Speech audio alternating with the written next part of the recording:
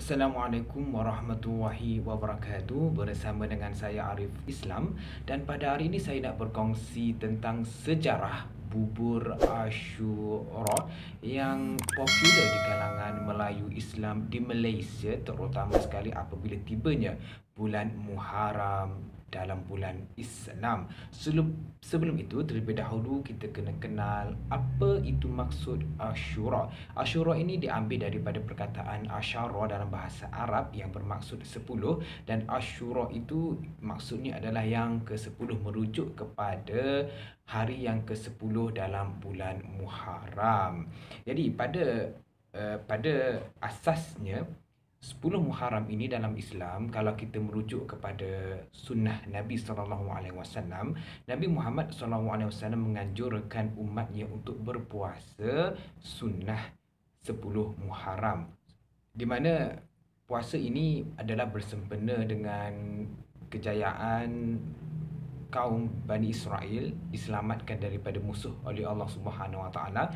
Maka Nabi Musa berpuasa sempena hari tersebut 10 Muharram. Jadi sudah menjadi kebiasaan masyarakat Islam ketika zaman Nabi SAW sebelum berhijrah, dan sebelum Nabi disyariatkan untuk berpuasa bulan Ramadan lagi, Nabi dah berpuasa 10 Muharram, dan selepas disyariatkan puasa Ramadan, Nabi teruskan puasa 10 Muharram sebagai puasa sunnah.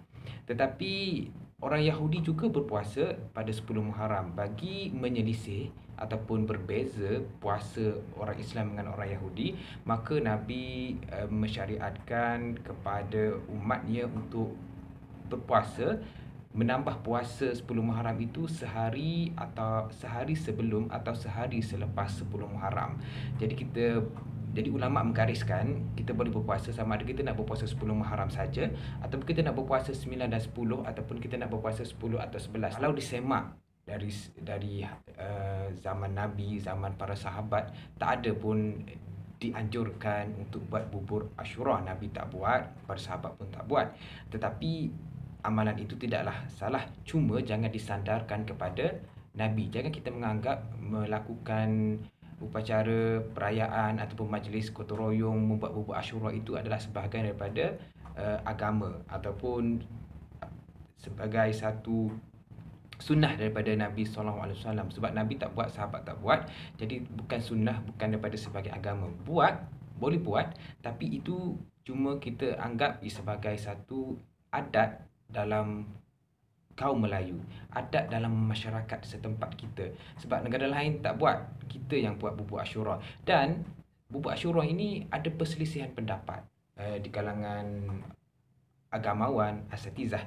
Ada 3 pendapat yang saya peroleh berkenaan dengan sejarah bubur Asyura ni. Pendapat yang pertama mengatakan bubur Asyura ini asalnya ketika mana Nabi Nuh dalam bahtera, ketika banjir besar, Nabi Nuh dalam bahtera, kekurangan makanan, dikumpulkan segala makanan yang ada serba sedikit itu dan dicampur, dimasukkan, dimasak sekali, maka jadilah di bubur Asyura. Tapi kisah ini sekadar kisah macam cerita rakyat kalau dalam kalangan kita orang Melayu, tak sekadar tak riwayat biasa, tak ada pun bersambung kepada hadis Nabi ataupun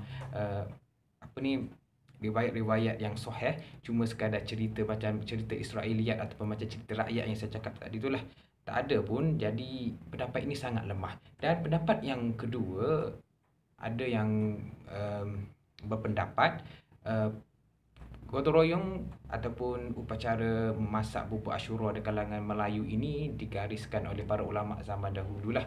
Ulama kita, ulama Melayu kita di zaman dahulu, sebab sempena dengan puasa 10 Muharram yang dianjurkan oleh Nabi SAW, maka orang Melayu bergotong royong memasak buat bubur Asyura. Maka untuk berbuka puasa 10 Muharram itu pendapat yang kedua. Pendapat ini agak boleh terima lah. Dan pendapat yang ketiga mengatakan amalan bubur Asyura ini diambil daripada amalan Syiah, di mana Syiah ni dia buat bubur Asyura bersempena dengan kematian Aisyah. Jadi dibuatkan kenduri sebab dia orang meraihkan kematian Aisyah ni. Dia orang gembira dengan kematian Aisyah sebab dia orang tak suka Aisyah. kan. Jadi diorang buat bubur Asyura ini. Dan kalau siapa yang berpegang dengan pendapat ini, maka mereka tak akan meraihkan buat bubur Asyura lah, sebab itu adalah amalan Syiah bagi pandangan mereka.